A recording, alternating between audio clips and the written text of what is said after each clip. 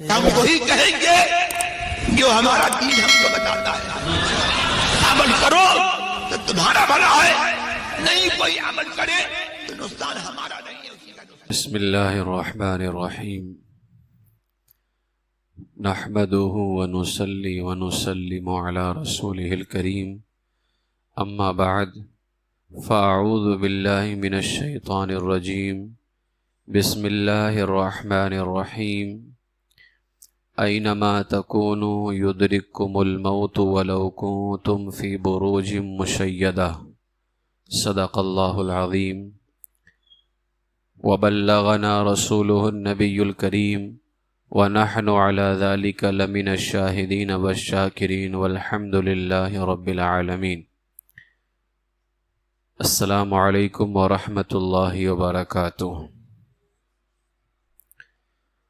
مصطفیٰ جان رحمت، شمع بزم ہدایت، ہم غریبوں کی آقا، ہم فقیروں کی ثروت، صلی اللہ تعالی علیہ وآلہ واصحابہ وبارک وسلم کی بارگاہ میں درود و سلام کا نذرانہ پیش کر لیں. اللہم صلی علی سیدنا و مولانا محمد معدن الجود والکرم وآلہ الکرام وابنہ الکریم وامتہ الکریمہ یا اکرم الاکرمین وبارک وسلم صلاۃ و سلاما علیک یا رسول اللہ صلی اللہ علیہ وسلم. موت ایک ایسی اٹل حقیقت ہے جس کا انکار کرنے والا کوئی نہیں، اس لیے کہ موت سے فرار اختیار کرنا کسی کے لیے بھی ممکن نہیں ہے، چاہے وہ پہاڑوں کے سینوں کو چیر کر کے اس کے اندر مضبوط غار کے اندر پناہ کیوں نہ لے لے، وہاں پر بھی اس کو موت آ کر کے ہی رہے گی. دنیا میں خدا کا انکار کرنے والے تو پائے جاتے ہیں، لیکن موت کا انکار کرنے والا کوئی نہیں پایا جاتا ہے. اس لیے کہ اللہ تعالیٰ کا ارشاد ہے، اینما تکونوا یدرککم الموت ولو کنتم فی بروج مشیدہ. تم جہاں کہیں بھی ہوگے موت تمہیں ضرور پکڑ لے گی، اگرچہ تم مضبوط قلعوں میں ہو. موت آ کر ہی رہے گی، یاد رکھ. موت آ کر ہی رہے گی، یاد رکھ. جان جا کر ہی رہے گی، یاد رکھ. تو موت سے کسی کو چھٹکارا نہیں ہے. موت نے دوست کو دوستوں کی محفل سے اچک لیا. کوئی دربان، کوئی چوکیدار انسان کو بچا نہ سکا. موت نے ماں باپ کے درمیان سے جوان بیٹے کو اٹھا لیا. موت نے بیٹوں کے درمیان سے ماں باپ کو اٹھایا اور بیٹوں کو یتیم کر کے رکھ دیا. لہٰذا موت سے کسی کو کوئی رستگاری نہیں ہے، موت سے کوئی بچ نہیں سکتا ہے. جس کی موت کا جو وقت اللہ نے مقرر فرما دیا ہے وہ اس کو آ کر کے ہی رہے گی، نہ ایک انچ پیچھے نہ ایک انچ آگے. اس لیے جب اتنا اٹل فیصلہ ہے کہ موت آنی ہی آنی ہے تو انسان کو چاہیے کہ موت کو یاد کرے، وہ ہر حال کے اندر موت کو یاد رکھے. اس لیے کہ موت کو یاد کرے گا تو دنیا کے حوالے سے اس کے دل میں رغبتیں کم پیدا ہوں گی، گناہوں کا خیال نہیں آئے گا، نیکیاں کرنے کا جذبہ پیدا ہوگا. میرے امی جان سیدہ عائشہ صدیقہ رضی اللہ تعالیٰ عنہ نے پوچھا، یا رسول اللہ صلی اللہ علیہ وسلم، قیامت کے دن کس کا حشر شہیدوں کے ساتھ ہوگا؟ یعنی کون سا ایسا بندہ ہے جو شہیدوں کے ساتھ میں اٹھایا جائے گا؟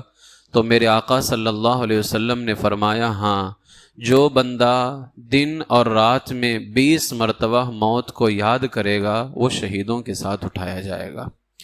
تو موت کو یاد کرنا، اس کے اتنے فائدے ہیں کہ کل قیامت کے دن اس کو شہیدوں کے ساتھ اٹھایا جائے گا.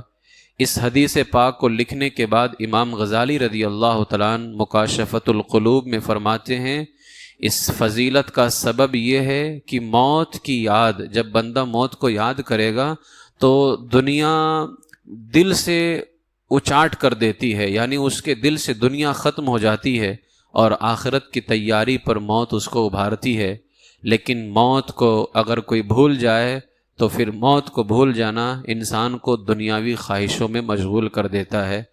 اور حضرت عطا خراسانی رحمۃ اللہ تعالی علیہ سے مروی ہے کہ حضور علیہ الصلاۃ والسلام ایک ایسی مجلس سے گزرے جس میں لوگ زور زور سے ہنس رہے تھے، تو میرے آقا نے فرمایا اپنی مجلس میں لذتوں کو ختم کر دینے والی چیز کا ذکر کیا کرو۔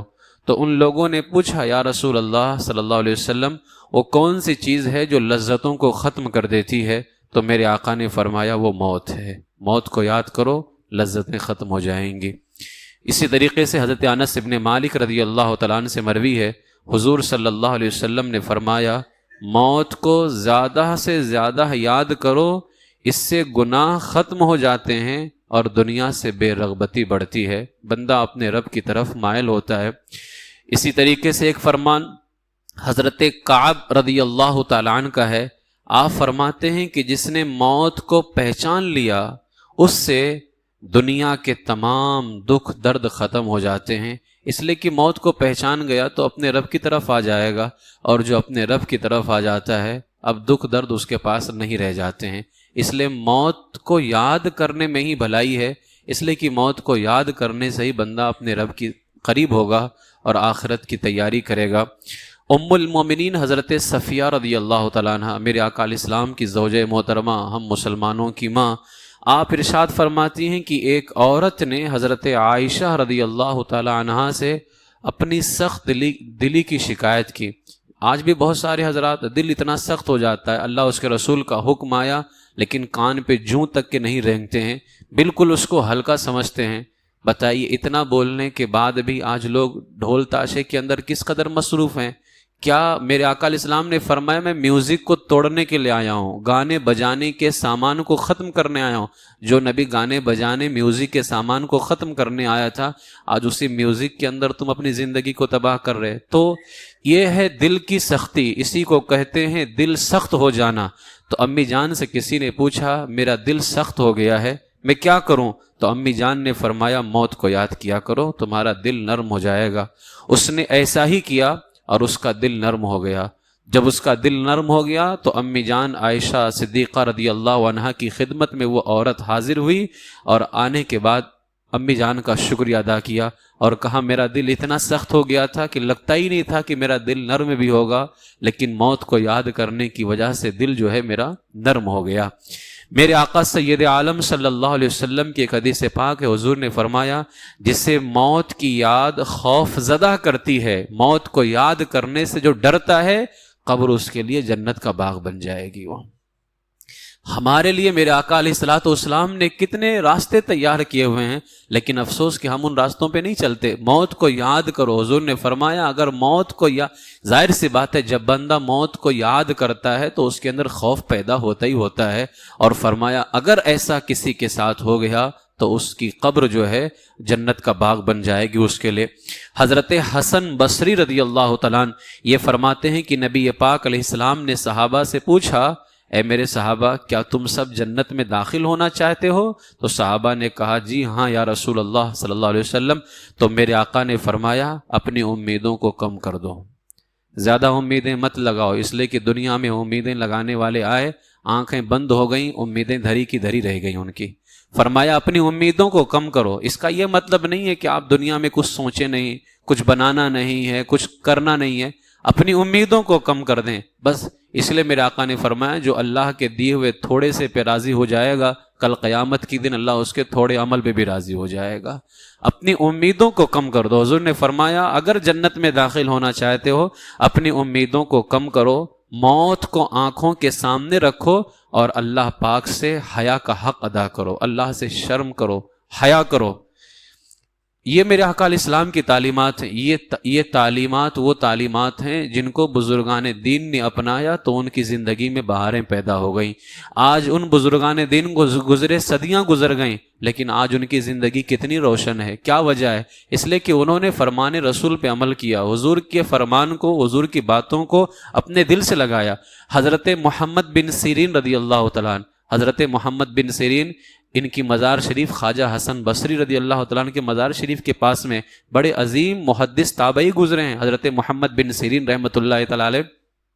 ان کا حال یہ تھا کہ جب ان کے سامنے موت کا ذکر کیا جاتا تو ان کے جسم کا ہر حصہ سن ہو جایا کرتا تھا، ہر حصہ سن ہو جاتا تھا، ایسا لگتا تھا کہ اس میں جان نہیں رہ گئی۔ عمر ابن عبدالعزیز کو کون نہیں جانتا ہے، جنہوں نے ایسی خلافت ادا کی ہے کہ ان کی خلافت کو خلافت راشدہ، جبکہ خلافت راشدہ 30 سال تک کی ہی ہے، لیکن ایسی خلافت کی ہے عمر ابن عبدالعزیز رضی اللہ تعالیٰ عنہ نے۔ اسلام کے پہلے مجدد ہیں، ان کے ذریعے سے اللہ نے اسلام کو زندہ کیا، اسلام کو نیا کیا۔ لیکن عمر ابن عبدالعزیز رضی اللہ تعالیٰ عنہ جانتے ہو کیا کرتے تھے؟ روزانہ رات کے وقت جب حضور نے فرمایا موت کو یاد کرو، انہوں نے اس فرمان رسول کو ایسا دل سے لگایا، عمر ابن عبدالعزیز رضی اللہ تعالیٰ عنہ روزانہ رات کے وقت علماء کو جمع کرتے، پھر آپس میں سارے علماء مل کر کے قبر، آخرت اور موت کے بارے میں گفتگو کرتے اور ایسا رویا کرتے کہ ان کے سامنے جنازہ موجود ہے۔ یہ عمر ابن عبدالعزیز رضی اللہ تعالیٰ عنہ کا حال تھا۔ حضرت ابراہیم تیمی رحمۃ اللہ تعالیٰ علیہ فرماتے ہیں، 2 چیزوں نے مجھ سے دنیا کی لذت چھین لی ہے، دنیا کی لذت میرے دل میں باقی نہیں ہے، صرف 2 چیزوں کی وجہ سے۔ فرمایا ایک موت کو یاد کرنے کی وجہ سے، اور جب موت کو یاد کرتا ہوں تو فوراً دوسری یاد آتی ہے، مر کر کے اللہ کی بارگاہ میں کھڑا ہونا ہے، میں کیسے اللہ کی بارگاہ میں کھڑا ہو سکتا ہوں؟ فرمایا جیسے ہی موت کو یاد کرتا ہوں فوراً یہ دل میں خیال آتا ہے اللہ کی بارگاہ میں تو کھڑا ہونا ہے، اس لیے کہ اللہ تعالیٰ نے فرمایا کل نفس ذائقۃ الموت ثم الینا ترجعون، ہر جان کو موت کا مزہ چکھنا ہے، پھر ہماری ہی طرف پھرو گے۔ تو فرماتے ہیں کہ موت کو یاد کرتا ہوں تو اچانک دل میں پھر خیال آتا ہے مر کے اللہ کی بارگاہ میں کھڑا ہونا ہے۔ فرماتے ان 2 چیزوں نے مجھ سے دنیا کی لذت چھین لی ہے کہ ایک تو مجھے مرنا ہے اور ایک اپنے رب کی بارگاہ میں جانا ہے۔ ایک بزرگ گزرے ہیں جن کا نام ہے حضرت ربیع بن خیثم رحمۃ اللہ تعالی علیہ، امام غزالی نے ان کا ذکر فرمایا مکاشفۃ القلوب کے اندر۔ حضرت ربیع بن خیثم رحمۃ اللہ تعالی علیہ نے جب فرمان رسول کو پڑھا کہ اپنے موت کو یاد کرو، اب موت کو یاد کرنے کے طریقے ہوتے ہیں، آپ تصور کرو کہ ہم کو موت کو کیسے یاد کرنا ہے۔ حضرت ربیع بن خیثم نے کیسا طریقہ اپنایا جانتے ہو؟ جب فرمان رسول ان تک پہنچا نا کہ موت کو یاد کرو، تو حضرت ربیع بن خیثم نے اپنے گھر کے اندر ایک کونے میں قبر کھودا، اور کھودنے کے بعد دن میں کئی مرتبہ اس میں جا کر کے سوتے تھے اور موت کو یاد کرتے تھے اور کہتے تھے افسوس مرنے کے بعد مجھے ایسے لٹا دیا جائے گا۔ یعنی موت کو یاد کرنے کے اور بھی بہت سارے طریقے ہیں، لیکن ہمارے بزرگان دین ان طریقوں کو کیسے کیسے اپناتے تھے۔ یہ جنازہ جب ہم جاتا ہوا دیکھتے ہیں ہمیں جنازے سے کوئی عبرت حاصل نہیں ہوتی ہے۔ آخر جنازے کو سب سے آگے کیوں رکھتے ہو؟ کیا بات ہے کہ جنازے کو سب سے آگے رکھتے ہو؟ کسی نے کہا ہے جنازہ آگے بڑھ کر کہہ رہا ہے اے جہاں والو میرے پیچھے چلے آؤ تمہارا رہنما میں ہوں۔ جنازے کو سب سے آگے رکھتے ہو، کبھی یہ تو تصور کرو کہ جنازے کے پیچھے پیچھے ہم چل رہے ہوتے ہیں، جنازہ کہہ رہا ہے میں جا رہا ہوں میرے بعد تمہاری ہی باری ہے، جبکہ ہم خود پیچھے پیچھے چل کر کے بتا رہے ہیں کہ آج تم جا رہے ہو تمہارے بعد ہمیں آنا ہے۔ تو جنازے کے پیچھے پیچھے چلنے کے بعد بھی ہمیں خیال نہیں آتا ہے۔ اس لیے جو ہے کامیاب بندہ وہی ہے جو دوسروں کو مرتا دیکھ کر کے اپنی موت کو یاد کرے اور اپنی قبر اور آخرت کی تیاری کر لے۔ حضرت عبداللہ ابن مسعود رضی اللہ تعالیٰ عنہ صحابی رسول ہیں، آپ فرماتے ہیں سعادت مند وہ ہے، کامیاب وہ ہے جو دوسروں سے نصیحت حاصل کرے۔ اپنی موت کو یاد کرو۔ موت کو یاد کرنے کا سب سے بہتر طریقہ کیا ہے؟ میرے آقا و مولا سیدنا امام جلال الدین سیوطی علیہ رحمہ نے موت کو یاد کرنے کا طریقہ بتایا ہے۔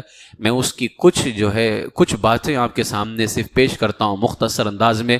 موت کو یاد کیجئے، اس لیے کہ موت کو یاد کرو گے تو گناہوں کا خیال دل سے جائے گا، نیکیاں کرنے کا جذبہ پیدا ہوگا۔ فرمایا موت کو یاد کرنے کا سب سے بہتر طریقہ یہ ہے تنہائی میں بیٹھ جائیے۔ کبھی میں تو کہتا ہوں روزانہ نہیں، روزانہ تو ہفتے میں 1 دن تنہائی میں بیٹھیے۔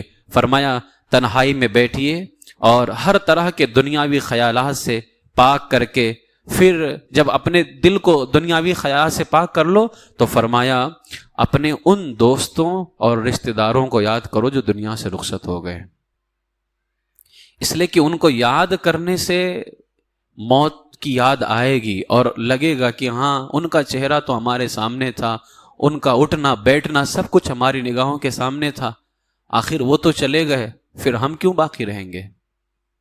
ہم کیوں باقی رہیں گے؟ وہ سب تو چلے گئے، تو ہم باقی نہیں رہ سکتے، ہمیں بھی جانا ہے۔ تو فرمایا تنہائی میں بیٹھیے، اپنے دل کو دنیاوی خیالات سے پاک کیجئے، اس کے بعد میں اپنے ان دوستوں رشتہ داروں کو، والد کا انتقال ہو گیا تو والد کو یاد کرو، ماں دنیا سے رخصت ہو گئی تو ماں کو یاد کرو، اپنے رشتہ داروں اور دوستوں کو یاد کرو، اور اس کے بعد میں فرمایا ایک ایک کو یاد کیجئے، سب کو، جتنے بھی آپ کے رشتہ دار، قریبی، دوست و احباب ہیں، سب کو یاد کیجئے، اس لیے کہ ایسے لوگوں کو جو تمہاری نگاہوں کے سامنے تھے ان کو یاد کرنے سے آخرت کی یاد زیادہ آتی ہے۔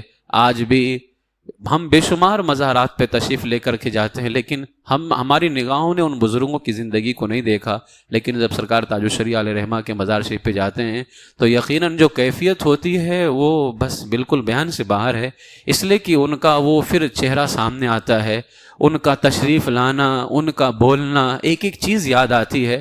میں نے قسم خدا کی جتنا علماء کو مزار تاج الشریعہ پہ روتا دیکھا ہے، کہیں اور نہیں روتا دیکھا ہے۔ میں مدینہ شریف کی بات نہیں کر رہا، مدینہ شریف کی تو بات ہی الگ ہے، وہاں کا تو کوئی مقابلہ ہی نہیں ہے، اس دیار کا تو کوئی مزار مقابلہ نہیں کر سکتا ہے، لیکن میں اپنے یہاں کے مزارات کی بات کر رہا ہوں، بارگاہوں کی، اس لیے کہ یہ وہ ذات تھی جو ہماری نگاہوں کے سامنے تھی، وہ ساری چیزیں یاد آتی۔ جب دل میں خیال آتا ہے کہ اتنے بڑے ہونے کے بعد ان کو بھی موت سے گزرنا ہوا تو پھر ہماری کیا حیثیت ہے؟ ہمیں بھی تو گزرنا ہے، ہمیں بھی تو ایک دن مرنا ہے، اس زمین کے نیچے جانا ہے۔ تو سب کو یاد کیجئے، اور جب سب کو یاد کریں، تصور میں آپ ان کے چہرے سامنے لے کر کے آئیے اور خیال کیجئے کہ وہ جتنے دنیا سے چلے گئے کس طرح دنیا میں اپنے اپنے کاموں میں مشغول تھے، لمبی لمبی امیدیں باندھے ہوئے تھے، اور ایسے ایسے کاموں کی تدبیر میں لگے تھے جو شاید سالوں تک مکمل نہیں ہو سکتی تھی۔ دنیاوی کاروبار کے لیے وہ جانے والے طرح طرح کی تکلیفیں برداشت کیا کرتے تھے اور دنیاوی کاموں میں مست تھے، وہ زندگی ایسے گزار رہے تھے جانے والے، ایسا لگ رہا تھا کہ انہیں مرنا ہی نہیں ہے۔ چنانچہ وہ موت سے غافل ہو کر کے کھیل تماشوں میں مگن تھے، ان کے کفن بازار میں آ چکے تھے، لیکن وہ بے خبر دنیا کی رنگینیوں میں گم تھے۔ افسوس، اسی بے خبری کے عالم میں انہیں اچانک موت نے آ لیا اور وہ قبروں میں پہنچا دیے گئے۔ ان کے ماں باپ غم سے نڈھال ہو گئے، ان کی بیویاں بے حال ہو گئیں، ان کے بچے بلکتے رہ گئے۔ مستقبل کا جو اس کا خواب تھا، میں یہ کر لوں گا، سب چکنا چور ہو گیا۔ امیدیں مٹی میں مل گئیں، کام دھرے کے درے رہ گئے، دنیا کی ساری محنتیں بیکار ہو گئی۔ جتنا مال کمایا تھا اور اللہ کی راہ میں تقسیم کرنے سے، خرچ کرنے سے پیچھے ہٹتا تھا، آج اس کا وہی مال وہ رشتہ دار لے لیے اور لینے کے بعد مرنے والے کو بھول گئے۔ کیا کر سکتے ہو تم؟ کچھ نہیں کر سکتے ہو۔ کتنے گئے یہاں تو باپ کو 1 سال کے بعد بلا دیا جاتا ہے، دوسرے کو کون یاد رکھتا ہے؟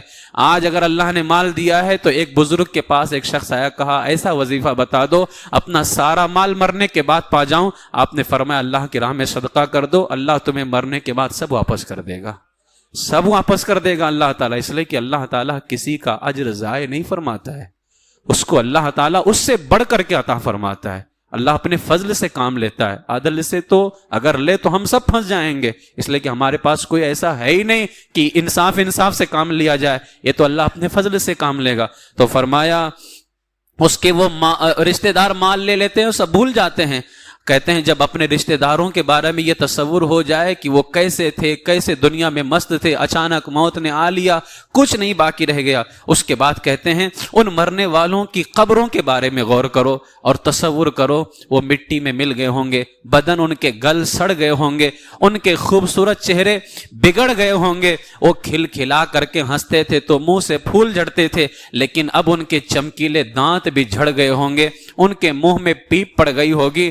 آج بھی جاتے ہو کہ نہیں، کتنی قبروں میں ہڈیاں نظر آتی ہیں، یہ ہڈیاں کس کی ہیں؟ یہ سب تصور کرو کہ وہ سب گل سڑ گئے ہوں گے۔ اس کے بعد میں فرمایا ان کے ریشم جیسے بال جھڑ کر کے قبر میں بکھر گئے ہوں گے، خوبصورت ناک میں کیڑے گھس گئے ہوں گے، ان کے گلاب کی پنکھڑیوں کی طرح पतले पतले नाजुक होंठों को कीड़े खा रहे होंगे, वो नन्हे नन्हे बच्चे जिनकी तितली बातों से गमज़दा दिल खिल उठते थे, मरने के बाद उनकी जुबानों पर कीड़े चिमटे होंगे। नौजवानों याद करो, फरमाया, और तसव्वुर करो कि उनका पूरा जिस्म मिट्टी में मिल गया होगा, तमाम जोड़ जिस्म के आज़ा अलग अलग हो गए होंगे, पता तक के नहीं चला। मेरे आका इस्लाम ने फरमाया कि मुर्दे को कब्र ऐसे दबाती है कि आपस में हड्डियां एक दूसरे के अंदर मिल जाएं। कहते हैं जब ये तसव्वुर हो जाए कि उनके बदन गल सड़ गए होंगे, बड़े बड़े बादशाह चले गए, बड़े बड़े इज्जतदार चले गए, सब दुनिया से रुखसत हो गए, फिर कहते अपने बारे में गौर करो, यही हाल अनकरीब मेरा भी होने वाला है। क्या तुम बच जाओगे? क्या तुम्हें दुनिया में हमेशा रहना है? हरगिज नहीं, मौत आएगी, तुमको जाना है। आज जो उनका हाल हुआ है, आज उनकी हड्डियां उन कब्रों के अंदर नजर आती हैं, आज हम जाते हैं और हमारे हाथों में उनकी हड्डियां आ जाती हैं, एक वक्त आएगा हमारी हड्डियां किसी और के हाथ आएगी। ये हो करके रहना है, कोई बचने वाला नहीं है दुनिया के अंदर।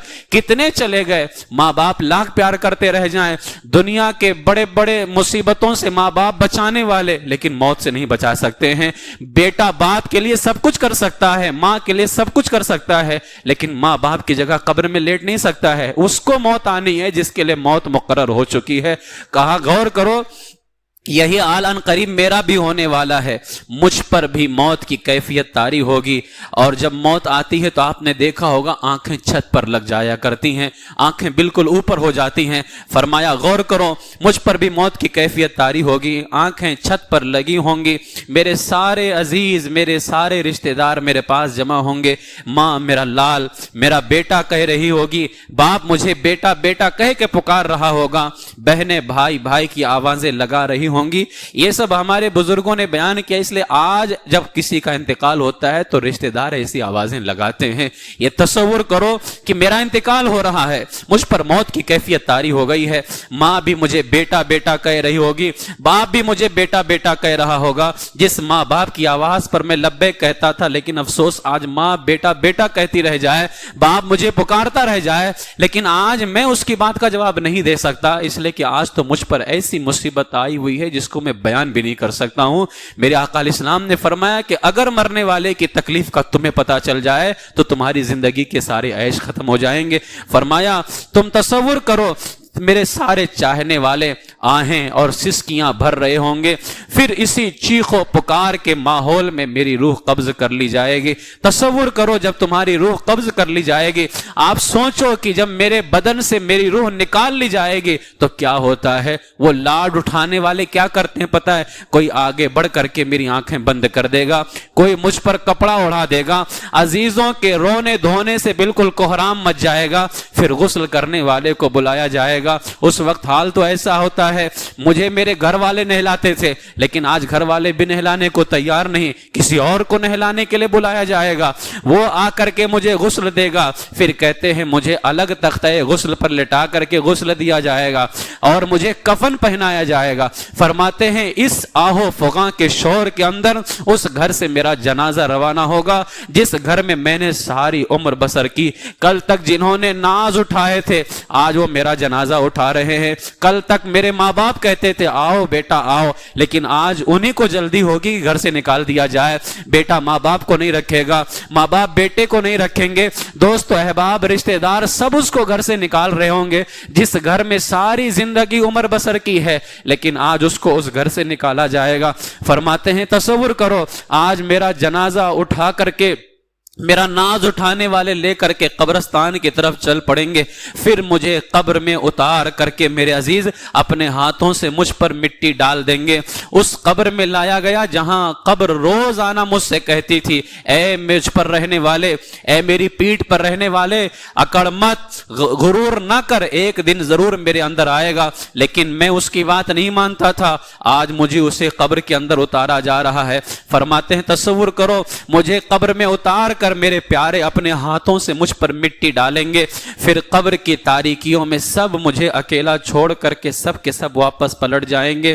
کون رہنے والا ہے؟ میرا دل بہلانے کے لیے کوئی بھی وہاں نہیں ٹھہرے گا۔ افسوس پھر قبر میں کیا ہوگا؟ فرماتے ہیں تصور کرو جس طرح تم سے پہلے جانے والوں کے جسم گل گئے، سڑ گئے، تمہارا جسم گلنا سڑنا شروع ہو جائے گا، اسے کیڑے کھانا شروع کر دیں گے۔ وہ کیڑے پتہ نہیں سیدھی آنکھ پہلے کھائیں یا الٹی آنکھ، زبان پہلے کھائیں یا ہونٹ۔ افسوس میرے بدن پر آزادی کے ساتھ کیڑے رینگ رہے ہوں گے، کان، ناک، آنکھوں میں گھس رہے ہوں گے۔ فرمایا اس طرح اپنی موت اور قبر کے حالات کا باری باری تصور کرو کہ مجھ پر موت طاری ہوگی، مجھے قبر میں لٹایا جائے گا، وہ قبر جس کے اندر تاریکی ہی تاریکی ہوگی۔ ہم اندھیرے سے گھبراتے تھے لیکن آج اندھیرے میں رہنا ہوگا۔ ہم جو ہے کہیں چھوٹی جگہ پر جانے سے گھبرایا کرتے تھے لیکن آج ہم کو ایک بند کوٹھری کے اندر بند کر دیا جائے گا، اور اوپر سے تختہ ڈال کر کے، چٹائی ڈال کر کے، اور پھر مٹی ڈالنے والے کہتے ہیں ذرا مٹی یہاں پر بھی ڈال دو، یہاں جگہ خالی رہ گئی ہے، ہر طرف سے بند کر کر کے تمہیں اندر لٹا دیا جائے گا۔ فرمایا تصور کرو جب یہ چلے آئیں گے، اس کے بعد منکر نکیر کی آمد ہوگی تمہاری قبر کے اندر، کیا حشر ہوگا؟ میرے آقا علیہ الصلوۃ والسلام نے فرمایا اگر مردہ اچھا ہوگا، اس نے اچھے کام کیے ہوں گے تو منکر نکیر اچھی حالت میں آتے ہیں، ورنہ ان کی حالت ایسی ہوگی کہ مردہ دیکھ کر کے ہی اس کے جو ہے پورے بدن کا وجود کانپ جائے گا اور وہ گھبرا جائے گا کہ اب مجھے حساب کیسا دینا ہے، ڈراؤنی شکل میں آئیں گے۔ آج ہمارے اعمال ایسے نہیں ہے کہ منکر نکیر ہماری قبروں میں اچھی شکلوں میں آئے، لیکن یہ اگر ہماری قبروں میں منکر نکیر اچھی شکل میں آئے تو یہ بس میرے آقا علیہ الصلوۃ والسلام کا کرم ہوگا۔ تصور کرو کہ منکر نکیر آئیں گے، ان کے سوالات اور عذاب قبر کا خیال دل میں بار بار لے کر کے آؤ، اور اس طرح موت کا تصور کر کے اپنے دل کے اندر موت کو یاد کرو، اپنے دل کے اندر موت کا احساس پیدا کرو۔ فرمایا اگر تم نے ایسا کر لیا تو جان لو کہ اب گناہوں سے تمہارے دل میں نفرت پیدا ہوگی اور نیکیوں کا جذبہ پیدا ہوگا۔ اس لیے اپنی موت کو یاد کرو، موت کو یاد کرنے میں ہی بھلائی ہے۔ نہیں یاد کیا تو کوئی مسئلہ نہیں ہے، مرنا ضرور ہے۔ اگر موت کو یاد کیا تو دیکھو موت کو یاد کرنے والا بھی مرے گا، نہیں یاد کرنے والا بھی مرے گا، لیکن جس نے یاد کیا جب وہ مرے گا تو بہت شان کے ساتھ جائے گا۔ جہاں جائے گا وہ تصور کرے گا میں تو اس کی یاد کرتا تھا، اور اللہ تعالیٰ اس کی قبر کو، آخرت کو سنوار کر کے رکھ دے گا۔ لیکن اگر موت کو یاد نہ کیا تو ظاہر سی بات ہے گناہ زندگی گناہوں سے بھر جائے گی، اور جب اچانک موت آئے گی تو بہت سخت ہوگا معاملہ۔ اس لیے کہ موت کی جو تکلیف اور موت کی سختی بہت زیادہ ہے۔ آج اس کی سختی کو یاد کرو، اگر تم نے موت کی سختی کو یاد کیا تو اللہ تعالیٰ آسانی پیدا فرما دے گا، کیونکہ میرا رب بڑا کریم ہے، بہت ہی رؤوف الرحیم ہے وہ، لہٰذا موت کو یاد کرو، موت کو یاد کرنے میں بھلائی ہے۔ اللہ تبارک و تعالیٰ کی بارگاہ میں دعا ہے کہ پروردگار عالم ہم سب کو موت کو یاد کرنے کی توفیق عطا فرمائے۔ ایک دن ہم اتوار کے دن ذکر و دعا کی محفل اسی لیے کرتے ہیں تاکہ کچھ ہمارے دل، میرے آقا علیہ السلام نے فرمایا جس طرح لوہا اس میں زنگ لگ جایا کرتا ہے پھر اس کو صاف کرنے کے لیے ضرورت ہوتی ہے، فرمایا اسی طرح دل میں بھی زنگ لگ جاتا ہے۔ پوچھا گیا دل کا زنگ کیسے دور کریں؟ فرمایا موت کو یاد کر کے، موت کو یاد کرو گے تو دل کا زنگ دور ہوگا، اللہ رب العزت کے قریب بندہ ہوگا، اور جو رب کے قریب ہوتا ہے وہی دنیا میں بھی کامیاب ہوتا ہے، آخرت میں بھی کامیاب ہوگا، قبر میں بھی کامیاب ہوگا۔ اللہ تبارک و تعالی ہم سب کو موت کو یاد کرنے کی توفیق عطا فرمائے، ہماری موت کی سختیوں کو اللہ آسان فرمائے، اور زیادہ سے زیادہ درود شریف اور تلاوت قرآن، نمازوں کی پابندی اور دیگر سنت مصطفیٰ صلی اللہ علیہ وسلم پر عمل کی اللہ تعالی ہم سب کو توفیق عطا فرمائے، ایمان پر زندہ رکھے، ایمان ہی پر خاتمہ بالخیر فرمائے۔ وما علینا الا البلاغ المبین۔ السلام علیکم ورحمۃ اللہ وبرکاتہ۔